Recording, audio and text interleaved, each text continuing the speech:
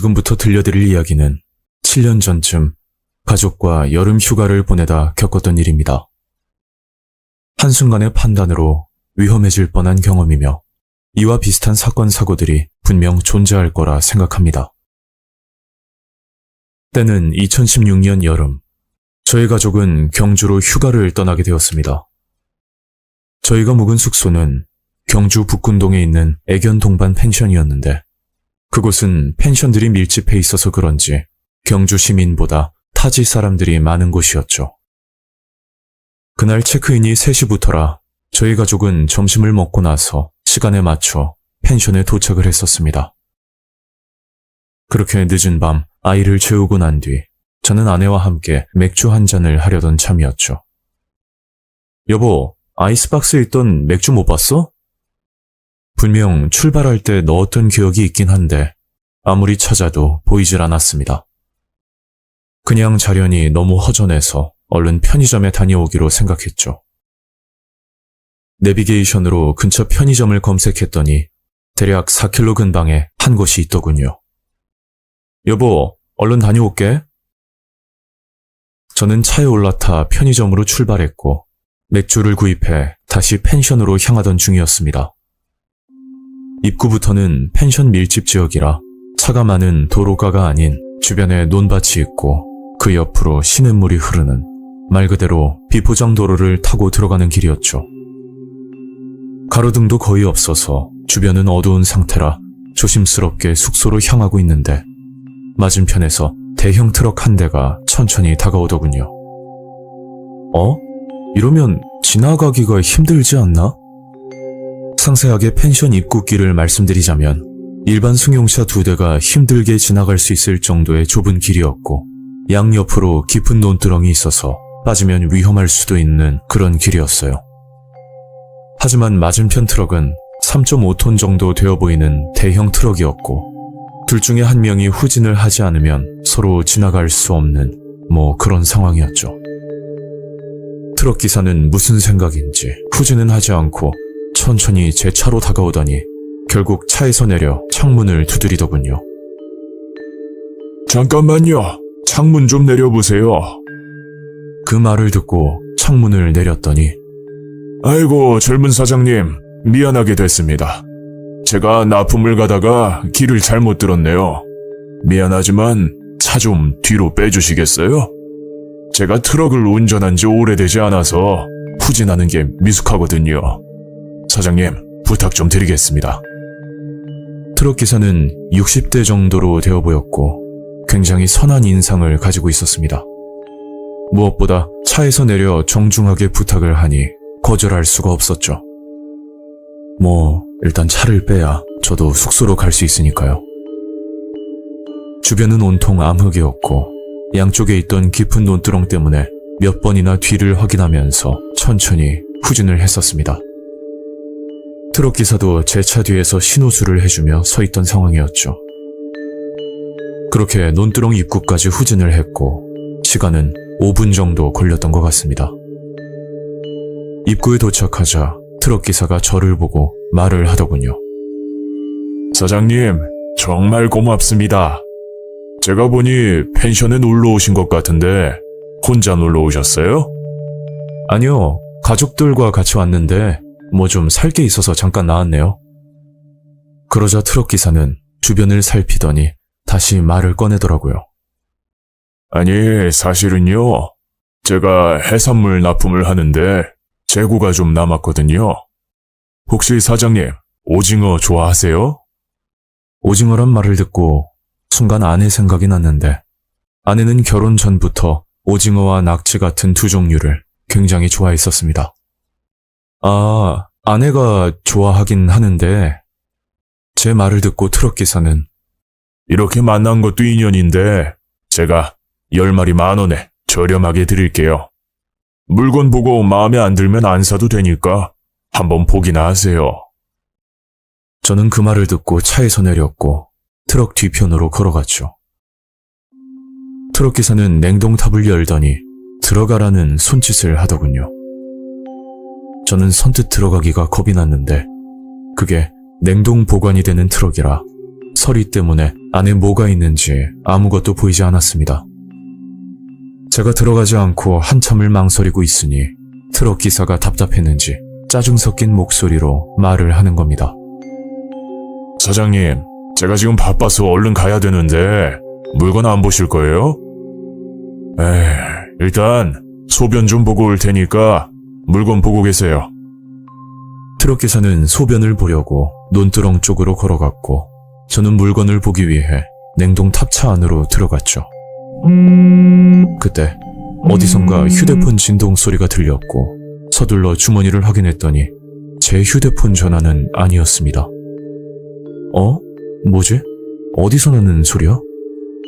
바닥에는 얼음 조각들이 쌓여 있어 확인이 불가능한 상태였지만 분명한 건 냉동 탑차 안에서 나던 진동 소리였죠. 트럭 기사님이 전화기를 놓고 가신 건가? 뭐 그런 생각을 하고 있는데 그 순간 아내에게 전화가 걸려왔고 저는 전화를 받기 위해 냉동 탑차를 빠져나오게 됐죠. 아내에게 전화로 상황을 설명했더니 오징어 안 먹어도 되니까 얼른 오라고 화를 내더군요. 그래서 일단 차에 올라타 시동을 걸었고 그 모습을 본 트럭 기사는 미친 듯이 뛰어와서 저를 붙잡는 겁니다. 아니, 안 사고 그냥 가는 거예요? 아휴, 비싸면 10마리 5,000원에 줄 테니까 그냥 가져가. 10마리에 10,000원도 말이 안 되는 가격인데 거기서 반을 또 깎아준다니 더욱 이상하다는 생각이 들었습니다. 지금 펜션에서 가족들이 기다리고 있어서요. 그럼 가보겠습니다. 그렇게 다시 펜션으로 향하는데 창문가에 아저씨 목소리가 언뜻 들리더라고요. 정확하게 듣진 못했지만 제 기억으로는 운이 좋다, 아쉽게 놓쳤다, 뭐 이런 말이었던 것 같습니다. 그리고 다음날 정말 섬뜩한 장면을 보게 되었죠. 아침 일찍 차에서 짐을 꺼내려고 펜션 주차장으로 걸어갔는데 자동차 앞 범퍼 부분이 찌그러진 걸 발견했고 저는 무슨 일인가 싶어 블랙박스를 확인하려 하고 있었습니다. 그러다 우연히 어제 저녁 영상을 보게 되었는데 같은 장면을 몇 번이나 보고도 믿을 수가 없었어요. 블랙박스 영상에는 트럭 기사의 모습이 찍혔고 그건 한 손에는 칼을 들고서 주변을 서성이는 장면들이 촬영되어 있었죠. 이건 지극히 제 생각인데 소변이 마렵다며 논두렁으로 가는 척을 하다가 몰래 차 안에서 칼을 가지고 나온 것 같다는 느낌이었죠. 아무리 생각해봐도 그 상황에 칼을 쓸 이유도 없었고 설령 냉동 오징어를 자르기 위해서 칼을 가지고 있었다는 것도 말이 되지 않았습니다. 이미 10마리씩 포장이 되어 있었기 때문에 칼을 쓸 이유가 전혀 없었던 거죠. 그리고 더욱 섬뜩한 장면은 제가 다시 펜션으로 출발할 때쯤 트럭 조수석에서 누군가 내리는 장면이 찍혔는데 이 부분은 화질이 좋지 않아서 더 이상 확인이 불가능하더군요. 그 당시는 판단력이 흐려져 미처 몰랐지만 뒤늦게 알게 된 소름 끼치는 일들이 몇 가지가 있었습니다. 일단 스스로 냉동 탑차에 들어가게끔 유인을 하는 점인데 일반적으로 트럭 기사가 직접 물건을 꺼내서 보여주는 게 아닌 직접 들어가서 확인하라는 점이었죠.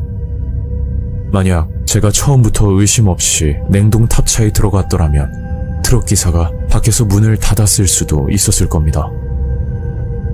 냉동 탑차 특성상 운전석에서만 온도 조절이 가능하고 냉동 효율과 적재 효율을 위해서 냉동 탑차 안에는 손잡이를 만들지 않는다고 하더군요. 한마디로 밖에서 문을 닫으면 안에서는 빠져나올 수가 없다는 말이었죠.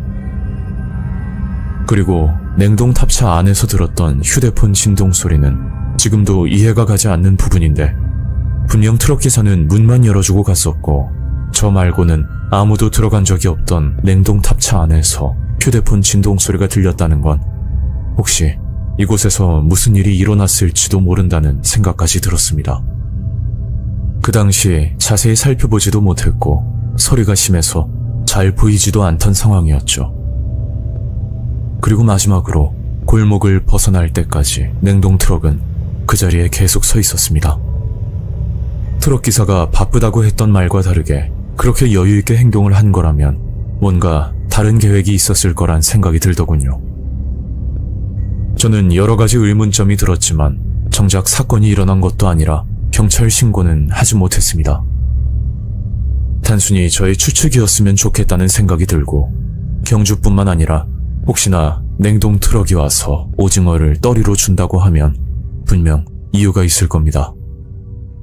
가끔 그날 일이 떠오르는데 만약 그 순간 아내에게 전화가 오지 않았다면 정말 위험한 일이 일어났을지도 모른다는 기억에 너무 오싹하기만 합니다.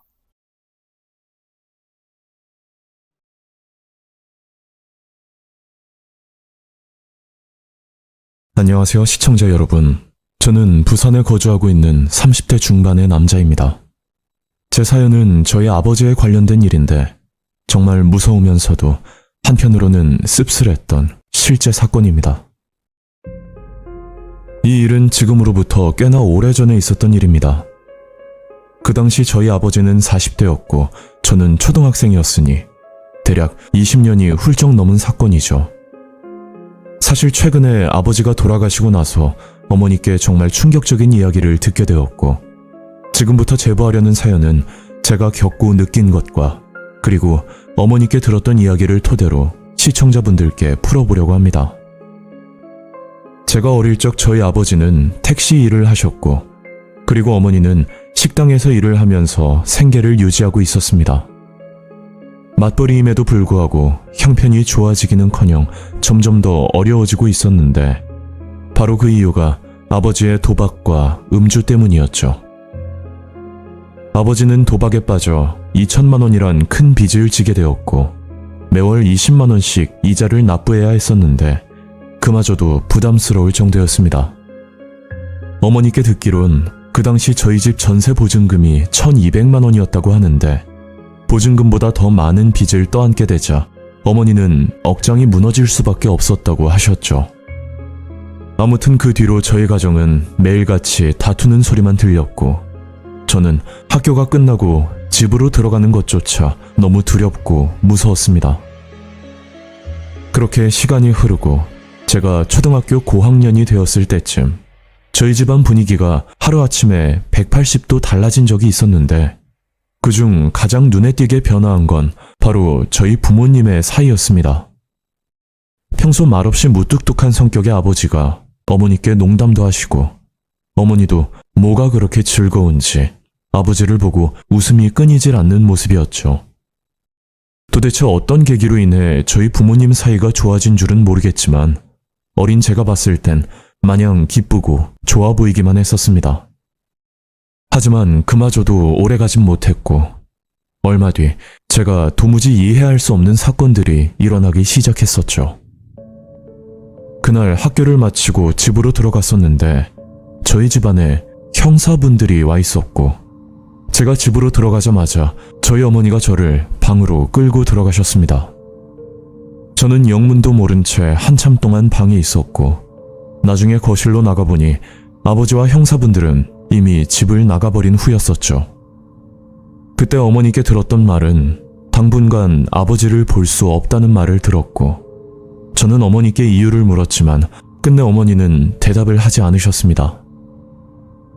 그 후로 아버지 없이 어린 시절을 보냈었는데 지금 생각하면 참 철이 없지만 그땐 평범하게 부모님이 계신 친구들이 너무나 부럽고 가끔 저희 집에 친구가 놀러오면 혹시나 아버지에 대한 이야기를 꺼낼까봐 굉장히 조마조마하면서 지냈었죠. 그리고 학교에서 운동회를 할 때도 다른 친구들과 다르게 어머니 혼자 자리를 지키는 모습을 보니 저도 모르게 의기소침해질 수밖에 없었습니다. 그렇게 몇 년 뒤 아버지는 다시 집으로 돌아오셨고 저는 아버지가 뭘 하고 오셨는지 너무 궁금하고 묻고 싶었지만 왠지 그러면 안 될 것 같은 느낌과 함께 이상하게 아버지가 남처럼 낯설게만 느껴지곤 했었죠. 가부장적이고 무뚝뚝한 아버지와 저는 점점 멀어졌고 거기다 사춘기까지 오는 바람에 저희 집안은 하루도 조용할 날이 없었습니다. 말없이 사라지고 다시 돌아온 아버지를 이유 없이 미워하면서 지냈고 저는 부모님보다 주변 친구들에게 더 의지를 하면서 말 그대로 비행 청소년처럼 학창 시절을 보냈었죠. 그리고 성인이 되고 제 나이도 30대가 되었을 때 문득 과거 일들이 생각이 나 아버지께 옛날 일을 물었더니 기억이 안 난다면서 자꾸만 엉뚱한 말씀을 하셨습니다. 물론 아버지에게도 말 못할 사정이 있을 거란 건 잘 알지만 제가 어린 시절 몇 년간을 아버지 없이 자랐던 이유 때문인지 제 마음에도 알 수 없는 응어리 같은 게 맺혀 있었던 건지도 모르겠습니다. 부모님 두 분 다 말씀을 꺼려하는 걸 보면 분명 안 좋은 일이 있었던 건 맞지만 그래도 그 이유가 너무 궁금하고 자꾸만 생각이 나서 제 스스로에게 괴로울 정도로 힘들었었죠.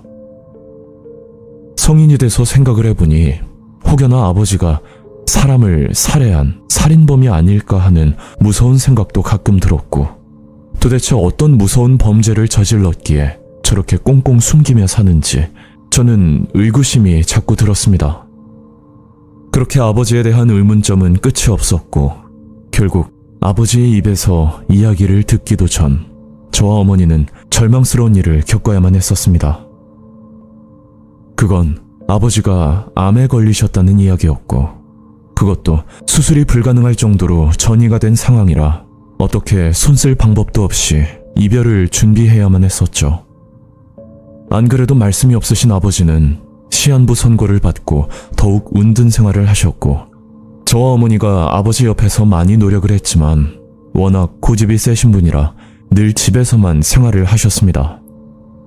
결국 그렇게 아버지는 암투병을 하시다 돌아가셨고 아버지가 살아생전 어떤 삶을 사셨는지는 아버지가 돌아가시고 난 뒤 조금은 알 수가 있었죠. 아버지의 장례를 치르다 보니 아버지를 진심으로 위로하는 조문객보다 아버지에게 받을 돈이 있거나 아니면 단순 술을 마시고 싶어서 찾아오는 사람들이 대부분이었고 저는 그걸 보고 참 씁쓸하고 알 수 없는 기분이 들었습니다. 그리고 아버지의 장례가 끝이 난 뒤 제가 그토록 궁금해하던 아버지가 사라진 이유에 대해 그제야 어머니가 하실 말씀이 있다고 저에게 모든 걸 털어놓으셨죠. 그러니까 제가 초등학교 시절 아버지는 도박과 음주로 빚을 지고 가정 형편이 너무 어려워지자 어머니에게 이런 제안을 하셨다고 합니다.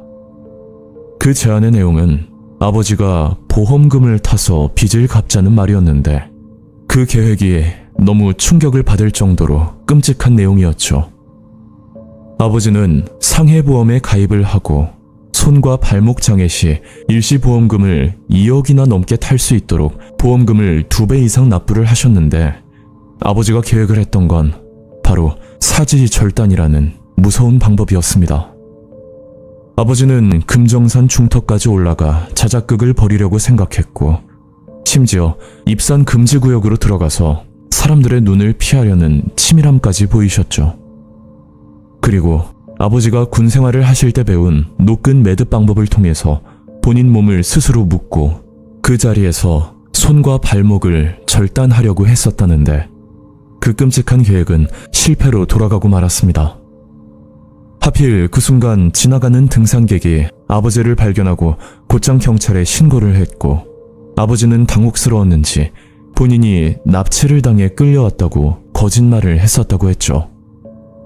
경찰은 단순 강도 사건으로 수사에 착수를 했었지만 아버지의 보험 내역과 거짓말 탐지기를 통해서 아버지를 끝까지 추궁했고 끝내 보험 사기 범행을 계획했다고 아버지는 자백을 했었다고 합니다. 심지어 아버지는 초범도 아니었고 과거에도 수상한 보험 기록들이 많이 있었다는데 경찰이 조사 끝에 과거 보험 사기 기록까지 모조리 밝혀지면서 형량이 늘어날 수밖에 없었다고 하더라고요. 아버지는 그 일로 인해 징역형을 선고받게 되었고 저는 영문도 모른 채 어머니와 둘이서 지내게 되었던 겁니다. 또 하나 어머니가 말씀하시길 아버지의 마음은 저를 좀 더 좋은 환경에서 키우고 싶은 욕심에 그런 끔찍한 계획을 세웠다고 하는데 아무리 그래도 본인 사지를 절단하면서까지 보험금을 받으려고 했다는 아버지가 너무 섬뜩하고 경악스러웠습니다. 그리고 어머니는 이 모든 걸 알고 있으면서 아버지를 말리지도 않은 걸 보면 아버지의 건강보다는 돈을 받고 싶은 욕심이 더 컸을 수도 있겠다는 무서운 생각도 들었었죠.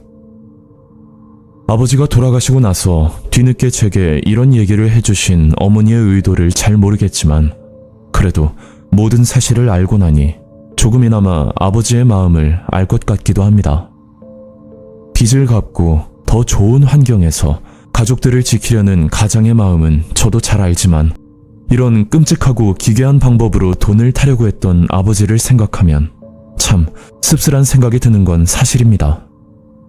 저도 이제 내년에 결혼을 앞두고 있는데 배우자가 될 사람에게 이런 얘기를 꺼내는 것조차 너무 조심스럽고 그렇다고 숨기기에는 뭔가 마음이 좋지 않고 도무지 어떠한 결정을 내려야 맞는 건지도 모르겠습니다. 제 사연을 듣고 시청자분들이 판단을 해주셨으면 좋겠고 저도 추후에 아이를 낳고 가장이 되었을 때는 저희 아버지와는 다르게 그 아이에게 부끄럽지 않은 아버지가 되도록 더 노력하며 살아야겠습니다.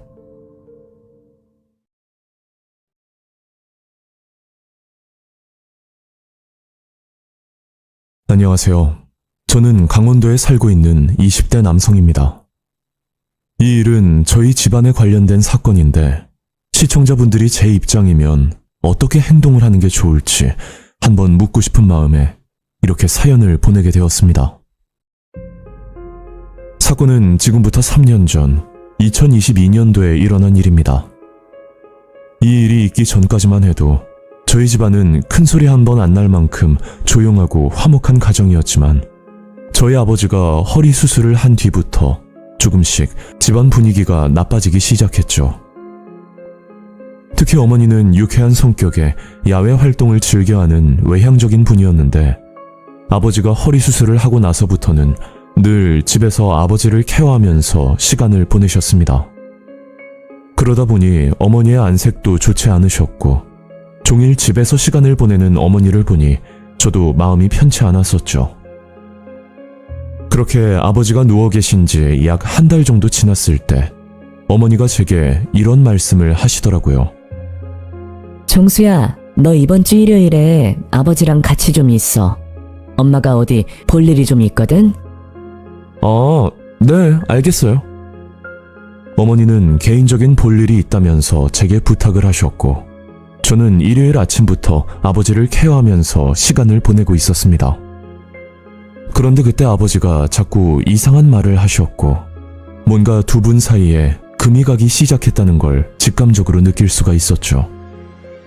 종수야, 요 근래 너의 엄마가 좀 이상한 것 같거든? 전화도 나가서 받고 나한테 뭔가 숨기는 게 있는 것 같단 말이야. 네, 아버지. 어머니가 어떤 분인데요. 절대 그런 생각하지 마세요. 그리고 그날 밤 10시쯤 어머니가 들어오셨는데 한 손에 검은색 봉지를 들고 있어서 이게 뭐냐고 물었더니 산에서 채취한 버섯이라고 말을 하는 겁니다. 어머니는 그날 친구분과 함께 산행을 하러 가셨던 거고 거기서 식용버섯을 발견하고 그걸 채취해서 집까지 가지고 오셨던 거죠. 정수야, 너네 아버지한테는 내가 등산하고 왔다고 말하지 마. 괜히 또 이상한 의심이나 하고 그러니까. 내 말 알겠지? 저는 아버지와 어머니 사이에 어떤 일이 있었는지는 잘 모르겠지만 그때는 별일이 아니라고만 생각하고 그냥 넘겨버렸습니다. 그리고 며칠 뒤 어머니가 처음 보는 남자를 집으로 데리고 와서 제게 소개를 해준 적이 있었죠. 정수야, 이쪽은 엄마랑 잘 아는 사이야. 어서 인사드려. 안녕하세요. 네가 종수구나. 어릴 때 딱 한 번 봤는데 진짜 많이 컸네. 그 남자는 제게 삼촌뻘 정도 돼 보이는 조금 젊은 남자였고 어머니와 많이 친근해 보이는 모습으로 보였습니다. 그런데 이상하게 생각할 수가 없었던 부분이 아버지도 이 남자에 대해 잘 알고 계셨고 심지어 반기는 모습까지 보이셨죠. 나중에 알고 보니 이 남자는 한때 아버지와 같이 일을 했던 사이였고 아버지 일을 굉장히 많이 도와줬던 고마운 분이라는 걸 알 수가 있었습니다. 그 뒤로 저는 그 남자를 우진 삼촌이라고 불렀고 일주일에 한 번 정도 저희 집에 찾아와 아버지에게 인사도 드리고 같이 밥도 먹으면서 그렇게 큰 문제 없이 잘 지냈었죠. 그리고 얼마 뒤 어머니의 정성이 통했는지 아버지의 회복도 점점 빨라졌고 이제는 혼자 거동도 할 수 있을 만큼 많이 호전이 되었었는데 아마 문제는 그때부터였습니다. 어머니는 그 시점부터 주말마다 외출을 하기 시작했고 늦으면 자정이 돼서 들어오는 경우도 허다했었는데 아버지는 그 모습을 볼 때마다 엄청난 스트레스를 받으셨죠.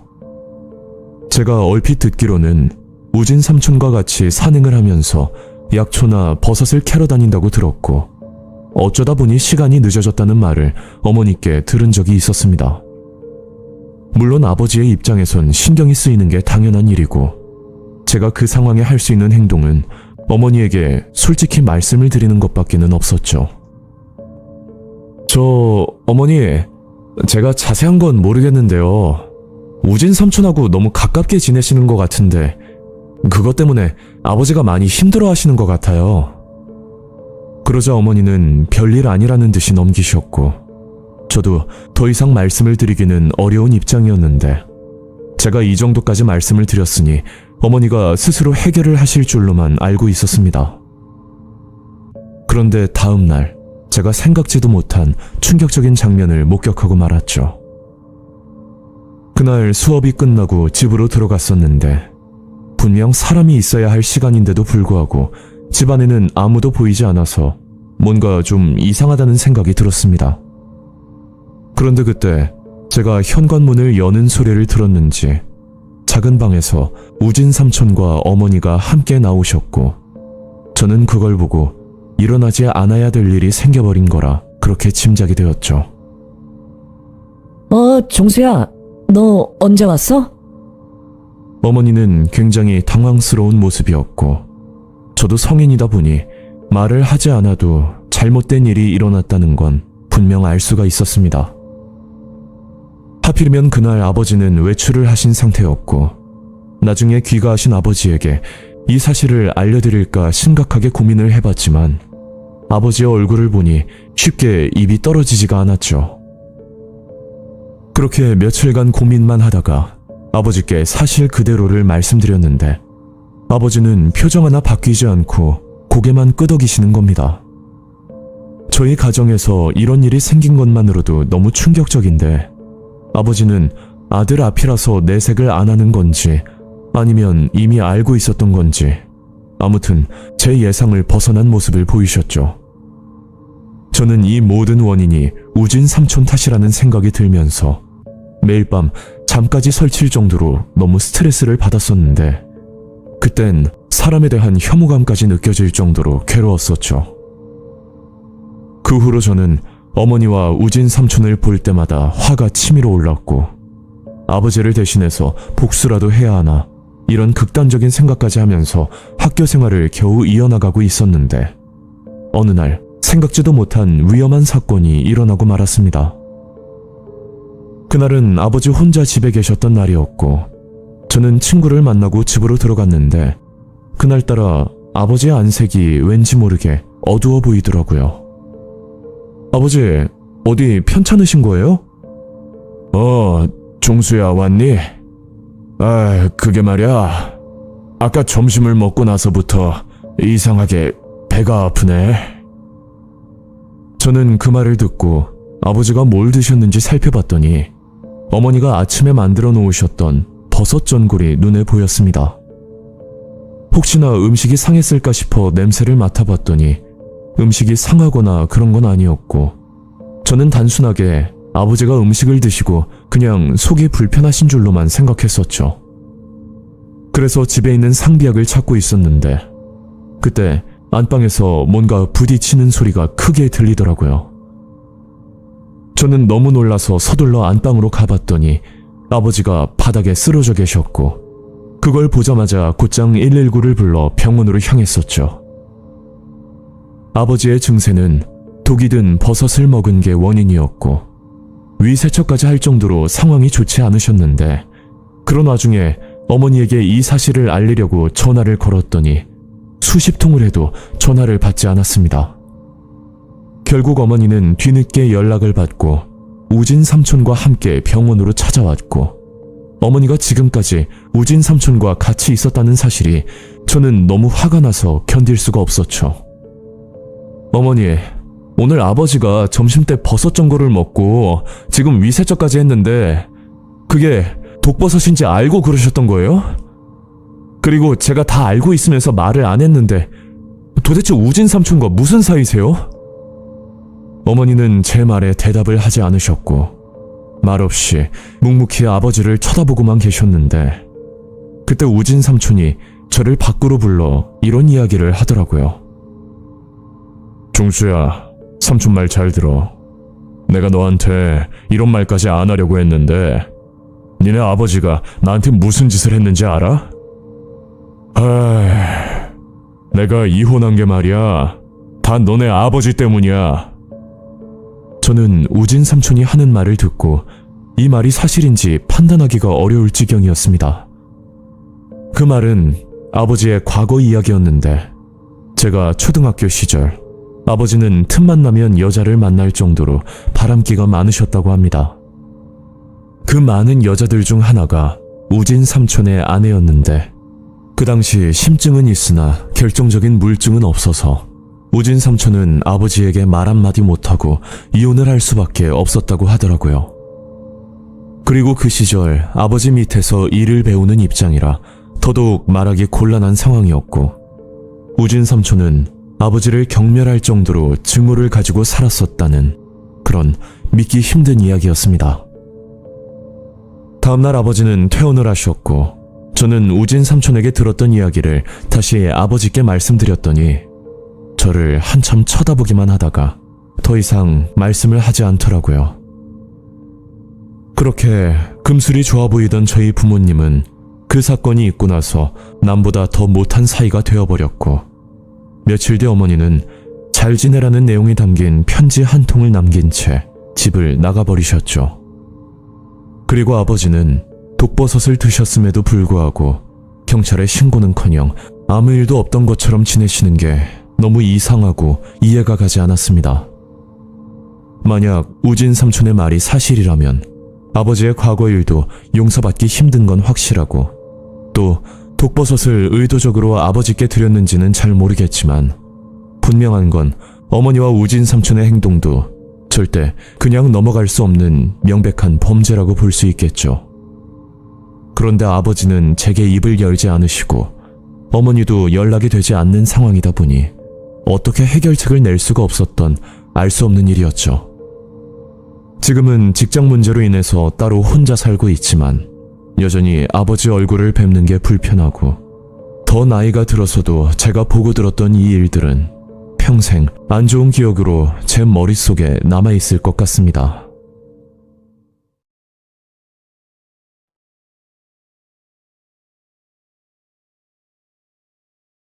안녕하세요.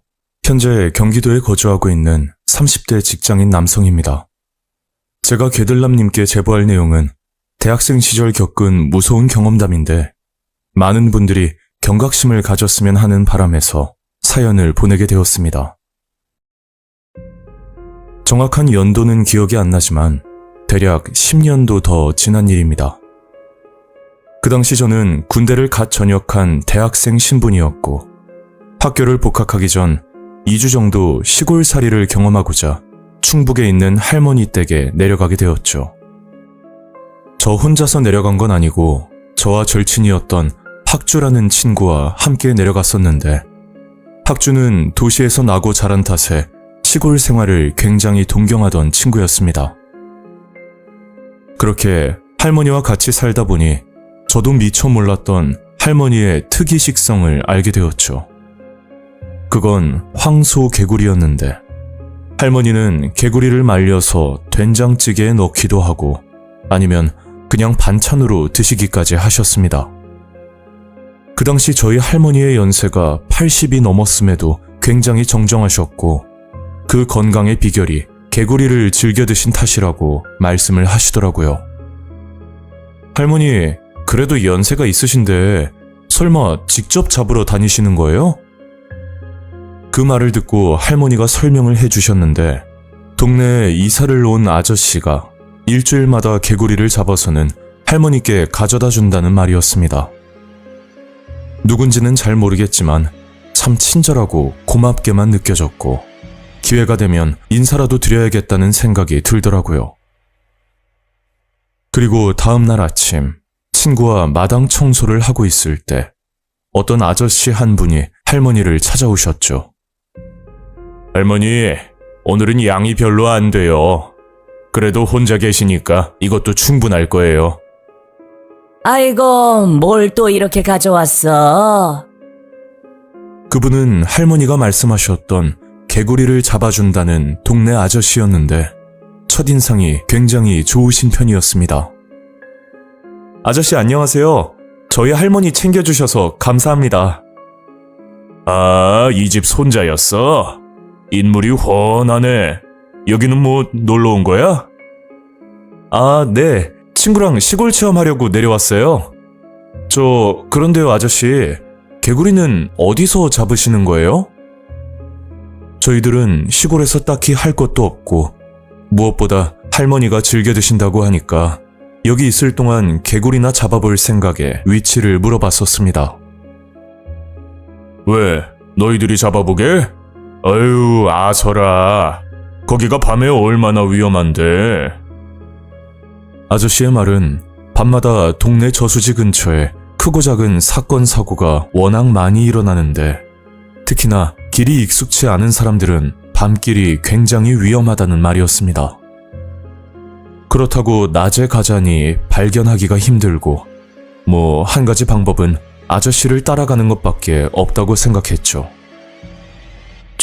그럼 아저씨, 혹시 개구리 잡으러 가실 때 저희도 따라가도 돼요? 아유, 그냥 집에 있어. 따라 나가면 고생만 하지 뭐.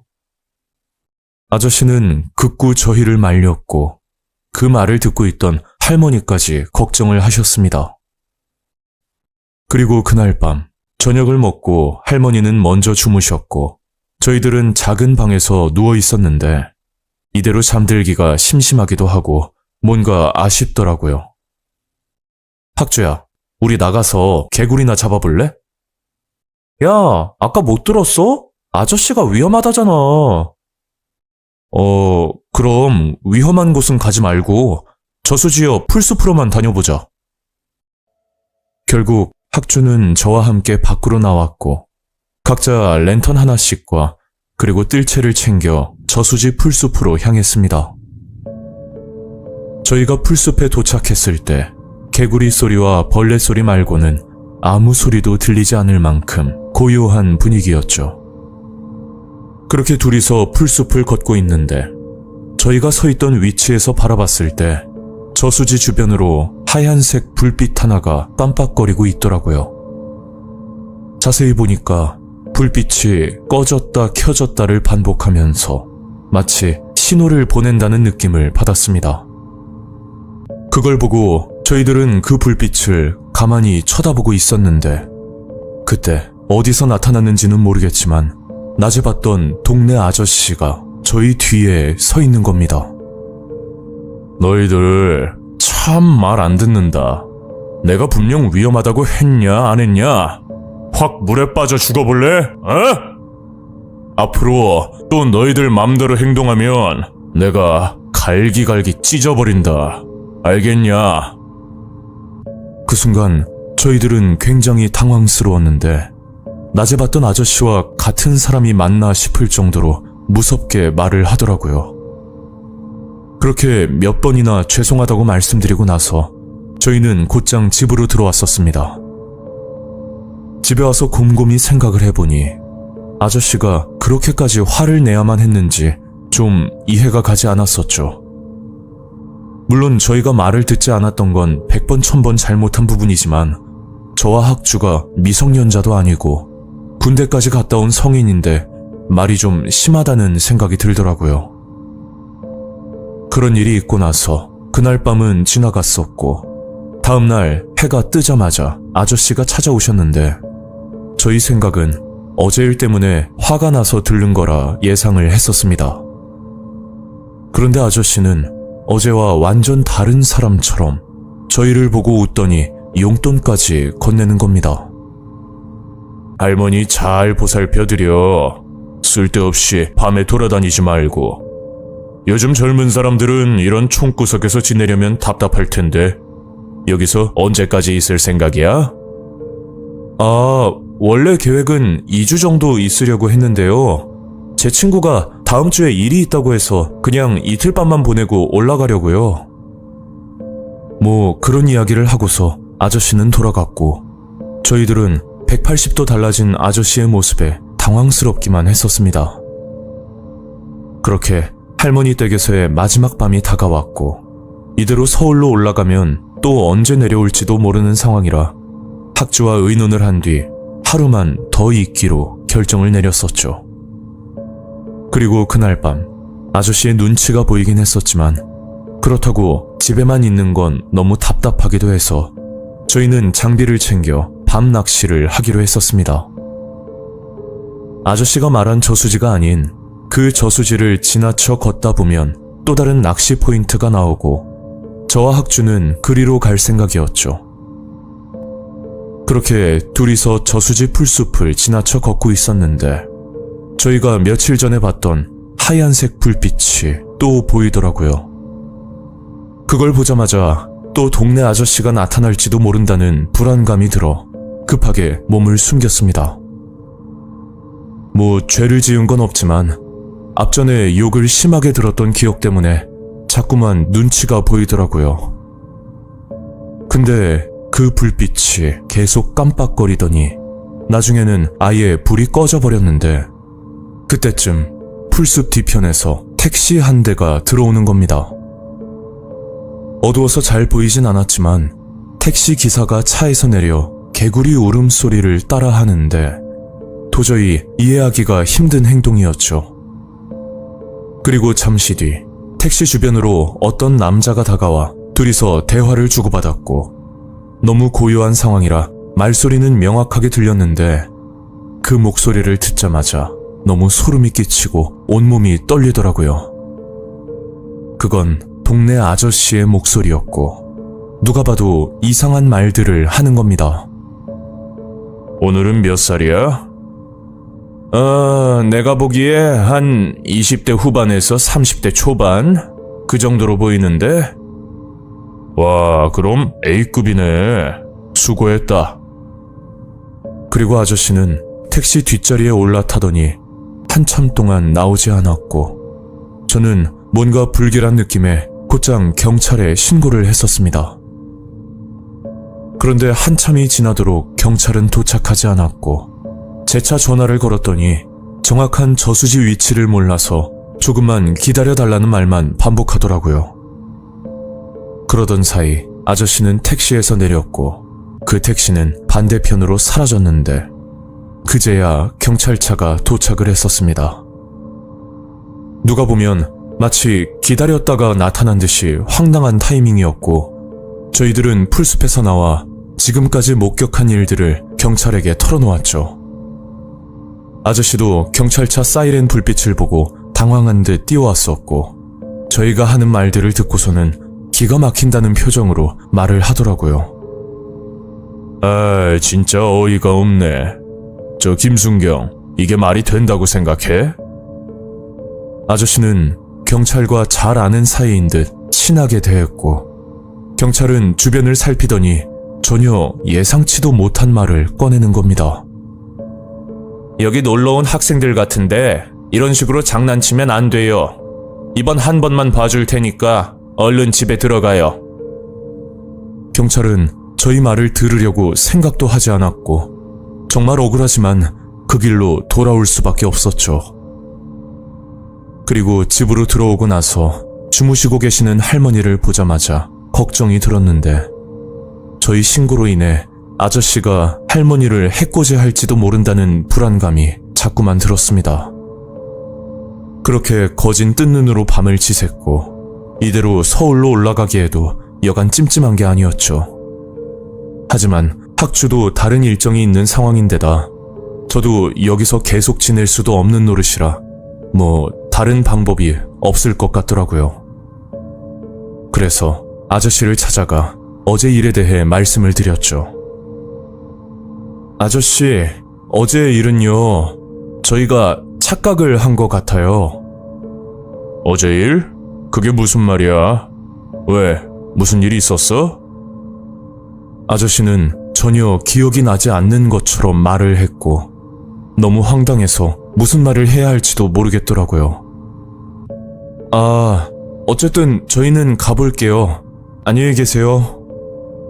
저희는 아저씨에게 인사를 하고서 나가려고 하는데, 그때 아저씨가 이런 말을 하는 겁니다. 할머니, 오래 보고 싶지?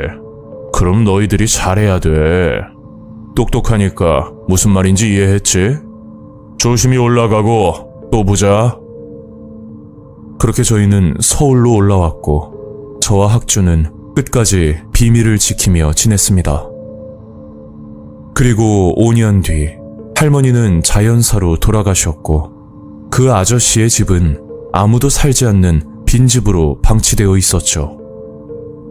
들리는 소문에 아저씨는 교도소에 수감되었다는 말을 들었고, 그 외 다른 소식은 알 수가 없었습니다. 지금 생각해보면 깜빡거리던 하얀색 불빛과 그리고 이상한 개구리 소리는 택시기사와 아저씨 사이에 무언의 사인이었던 것 같고, 택시기사는 술 취한 손님을 태워 아저씨와 은밀한 뒷거래를 했다고 밖에 생각이 들지 않았죠. 참 아쉬운 건 그때의 대화 내용을 녹음이라도 했었다면 아마 또 다른 결과가 나왔을지도 모르겠습니다. 요즘은 CCTV가 많아서 이런 범죄가 불가능하겠지만, 성별을 떠나서 만취 상태로 혼자 택시에 타는 건 좀 위험하다는 생각이 듭니다.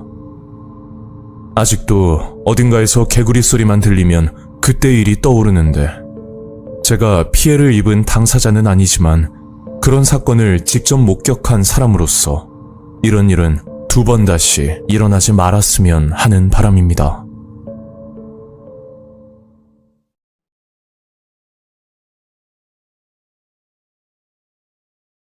안녕하세요. 저는 서울에 살고 있는 30대 초반의 여성입니다. 제가 괴들남님께 제보할 내용은 지금부터 9년 전 저희 엄마가 운영하는 펜션에서 겪은 소름 돋는 일입니다. 저는 어릴 적 부모님이 이혼을 하시고 언니와 함께 아버지 밑에서 자랐습니다. 제가 중학교를 입학할 때까지 엄마의 소식은 전혀 듣지 못했는데, 처음 엄마와 연락이 닿았던 건 제가 15살 때였었죠.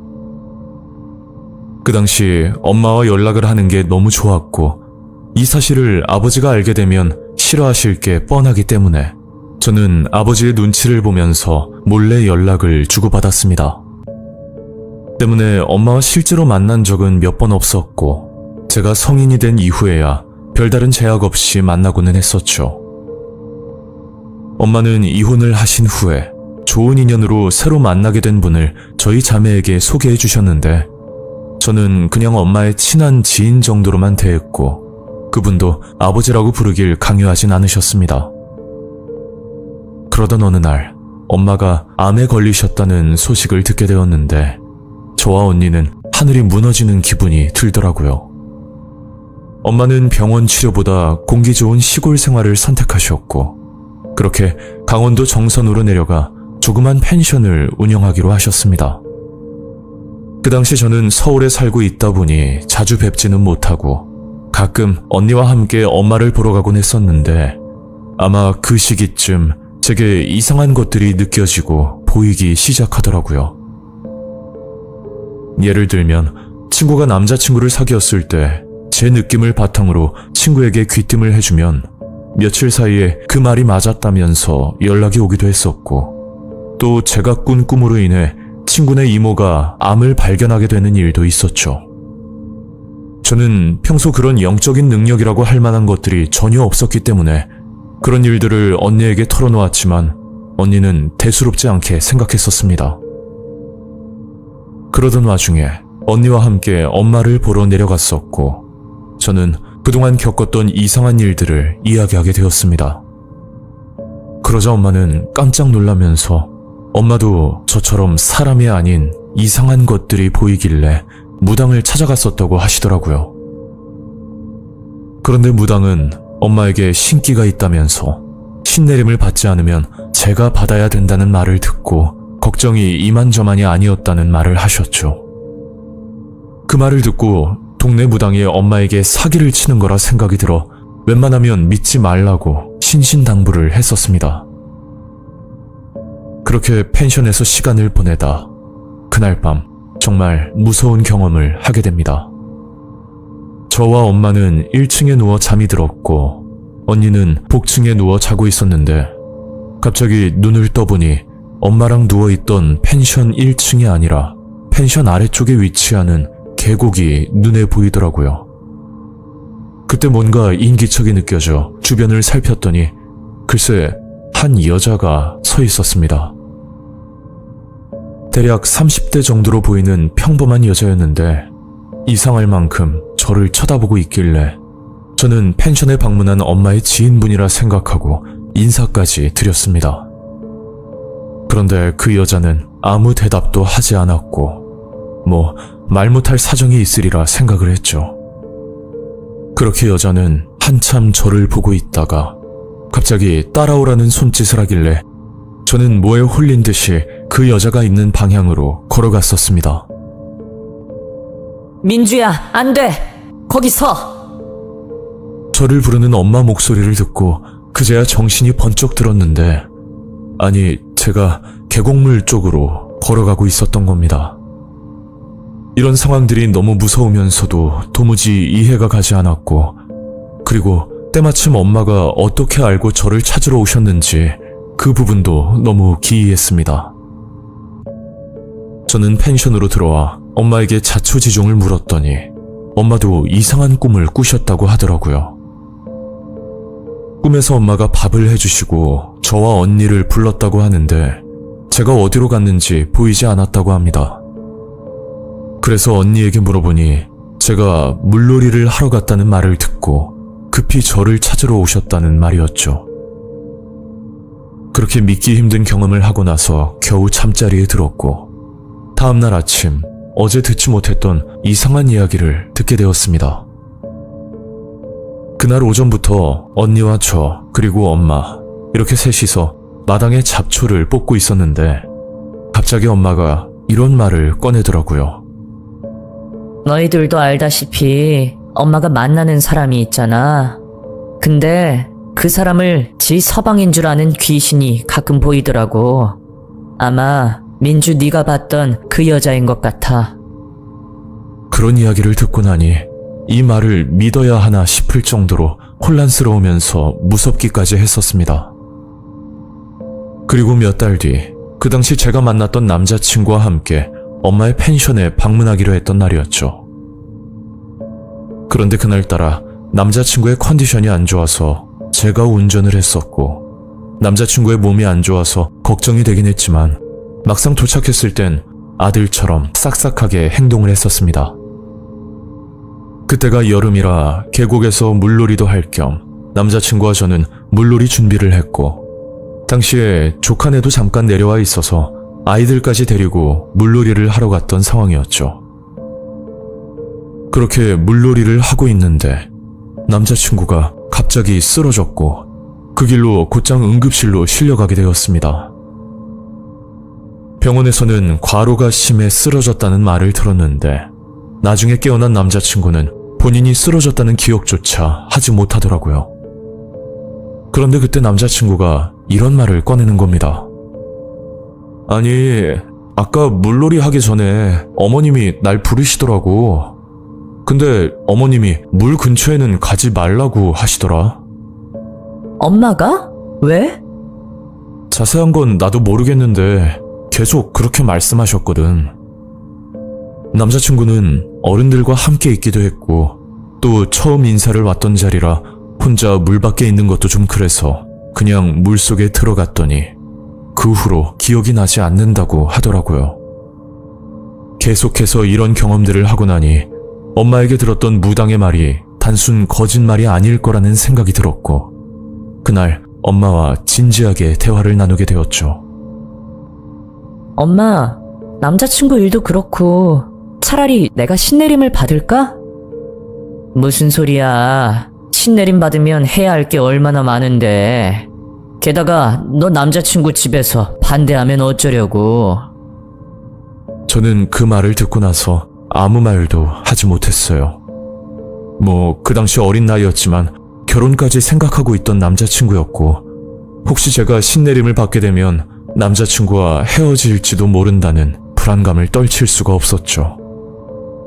그런데 엄마도 이제 새 삶을 시작하려고 하는 데다가 암까지 투병 중이신데 선뜻 하겠다고 하지 못하는 제가 불효녀처럼 느껴졌습니다. 결국 엄마는 제가 서울로 올라가자마자 말도 없이 무당을 불러 신내림을 받으셨고, 그 펜션은 지인 위주로만 운영이 되는 중이라 별다른 예약이 없을 때면 간이 신당으로 꾸며 손님을 받곤 했었습니다.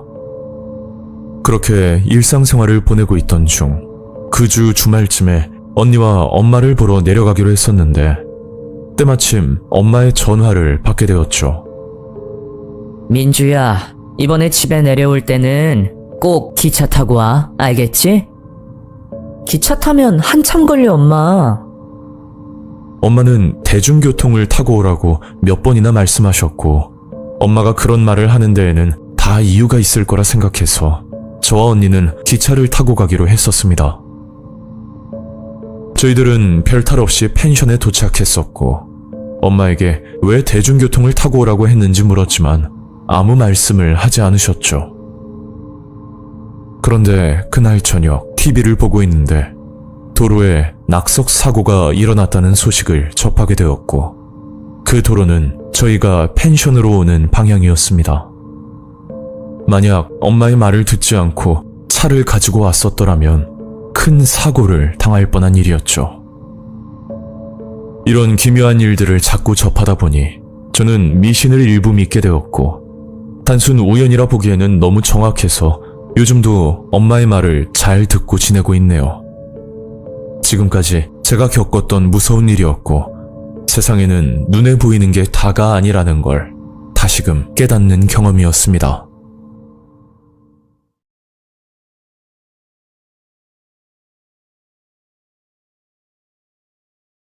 안녕하세요.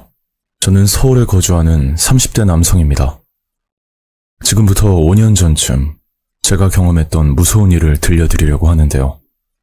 너무 충격적인 장면을 봤던 터라 아직까지 기억에서 지우지 못하고 있습니다.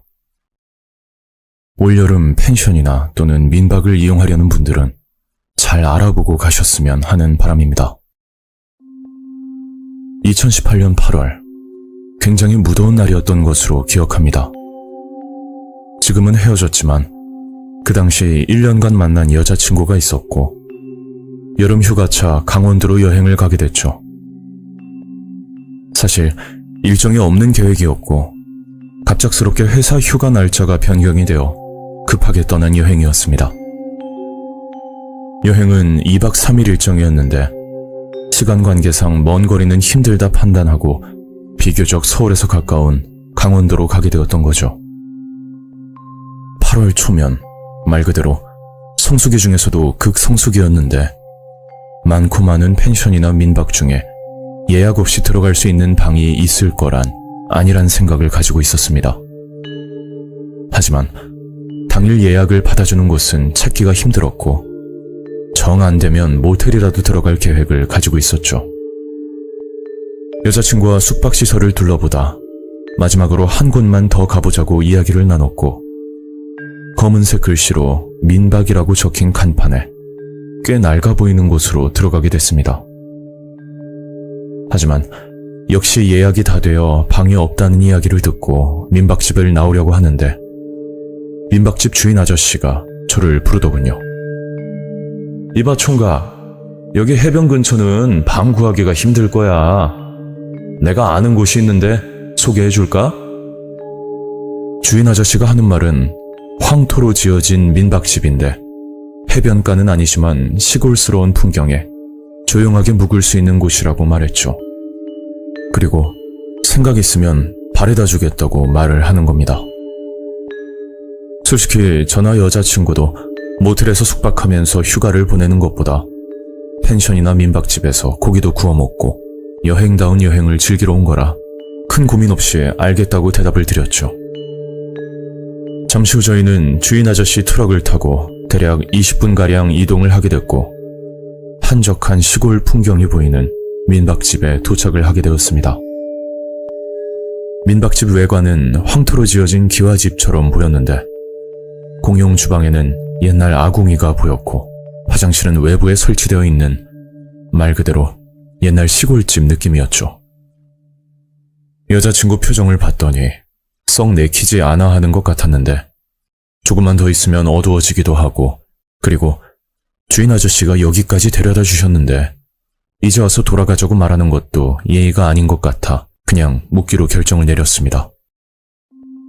저희는 황토 민박집으로 들어갔고 성수기인데도 불구하고 하루 5만 원이라는 저렴한 가격인 게 너무 놀라웠죠.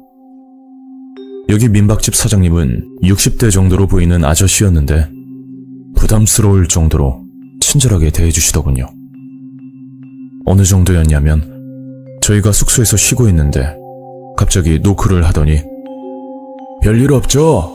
뭐 필요한 거 있으면 언제든 이야기해요. 이런 식으로 가끔 찾아와서 말을 건네는 겁니다. 뭐 그때까지는 정말 친절한 사장님이다 라고만 생각했죠. 민박집은 1번 방부터 6번 방까지 있었는데 1, 2, 3번 방은 나란히 붙어 있고 맞은편에 4, 5, 6번 방이 있는 구조였습니다. 저희는 2번 방으로 들어가게 되었고 잠시 후 방 안에서 이상한 걸 목격하게 되었죠. 여자친구가 물을 마시다 물병을 바닥에 떨어뜨려 장판 속으로 물이 스며들게 되었는데 그냥 두게 되면 곰팡이가 생길 수도 있는 부분이라 서둘러 닦으려고 장판을 들어 올렸습니다. 그때 장판 바닥에 수십 장의 부적이 붙어 있었는데 보자마자 할 말을 잃게 만드는 정도였죠. 평소 미신을 믿지 않는 편이었고 부적에 대해서 잘 모르지만 뭔가 느낌이 안 좋다는 생각은 떨칠 수가 없었습니다. 그리고 제 예상대로 그날 밤 정말 소름 끼치는 경험을 하게 되었죠.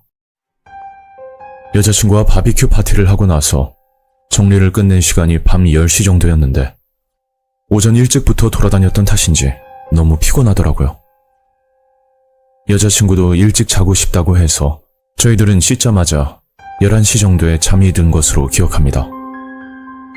한참 자고 있는데 옆방에서 쿵쿵 거리는 이상한 소리가 들리는 겁니다. 표현을 하자면 주먹으로 벽을 두드리는 소리라고 생각하시면 될 거예요. 뭐야, 무슨 소리지? 여자친구는 피곤했는지 그냥 자고 있었고 저도 신경 쓰지 않고 다시 자려고 누웠죠. 그런데 또다시 쿵, 쿵 누가 벽을 치는 소리가 나더군요. 이번에는 앞전 소리보다 훨씬 컸고 여자친구도 깜짝 놀라면서 일어났었죠. 아까 말씀드렸듯이 1, 2, 3번 방이 나란히 붙어있는 구조라 저희가 2번 방에서 묵었기 때문에 이 소리가 1번 방에서 나는지 아니면 3번 방에서 나는지는 알 수가 없었습니다. 그렇게 여러 차례 시끄러운 소리가 들리다 갑자기 이상할 정도로 조용해지더군요. 만약 계속해서 소리가 났다면 민박집 사장님께 말씀드리려던 생각이었는데 그 후로 더 이상 소리는 들리지 않았습니다. 저희는 잠에서 깬 탓에 다시 자려고 누웠지만 쉽게 잠이 오지 않았고 한참을 뒤척거리다 겨우 잠이 들게 되었죠. 그리고 아침이 되어 문 밖에서 이상한 소리가 들리더군요. 저는 문을 열고 밖으로 나가봤더니 민박집 사장님은 바닥에 주저앉아 있고 3번 방 문이 열려있는 겁니다. 사장님, 괜찮으세요? 무슨 일인데요? 그때 무심코 3번 방 안을 보게 되었는데 너무나 충격적인 모습을 보고 말았죠.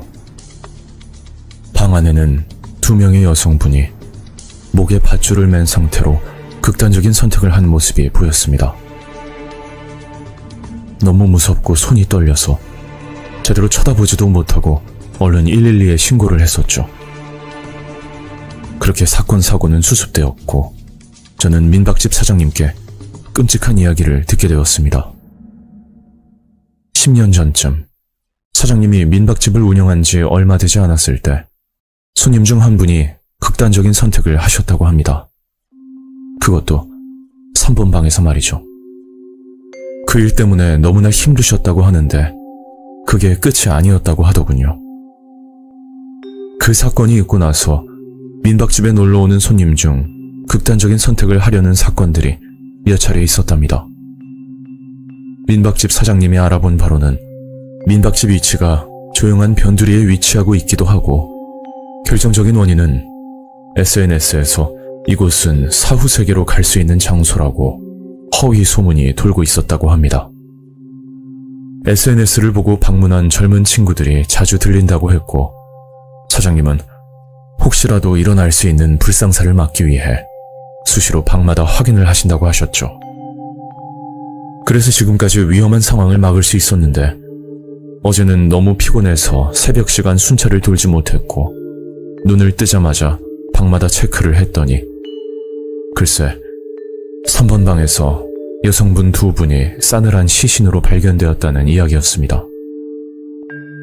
사장님 말을 듣고 나서 확실하게 알 수 있었던 건 어제 옆방에서 쿵쿵 들리던 소리는 고인 2분이 극단적인 선택을 하면서 괴로움에 몸부림을 치다 주먹으로 벽을 두드리던 소리였던 거죠. 너무 무섭고 안타까우면서 왜 그런 짓을 하는지 이해할 수가 없었습니다. 물론 각자의 개인 사정이 있겠지만요. 저희는 2박을 지낼 생각으로 왔지만 그 일을 겪고 나서 곧장 짐을 챙겨 나오게 됐죠. 저는 집으로 도착해서 사건에 관련된 기사를 찾아봤지만 아무리 찾아봐도 찾을 수가 없었습니다. 이 정도 사건이면 분명 뉴스에 나와야 되는데 그 부분도 이해가 가지 않더군요. 사연을 보내면서 거리비 확인을 했더니 현재 그곳은 폐업을 하고 철거된 상태였습니다. 참고로 제가 묵은 2번 방에서도 무슨 일이 있었는지는 확인할 길이 없고 장판 밑에서 봤던 수많은 부적은 아직도 의문으로 남아 있습니다. 만약 그날 새벽 벽을 두드린 게 살려달라는 시그널이 아니었을까 하는 생각도 들고, 제가 사장님을 찾아가 말씀드렸다면 결과가 달라졌을지도 모르겠네요. 벌써 5년이나 지났지만 3번 방에서 봤던 고인의 모습은 평생 잊을 수가 없습니다. 올여름 펜션이나 민박을 계획하고 계시다면 장판이나 벽지 속을 한번 확인해 보시는 것도 좋을 것 같다는 생각이 듭니다. 오늘 이야기는 여기까지입니다. 구독과 좋아요 잊지 않으셨죠?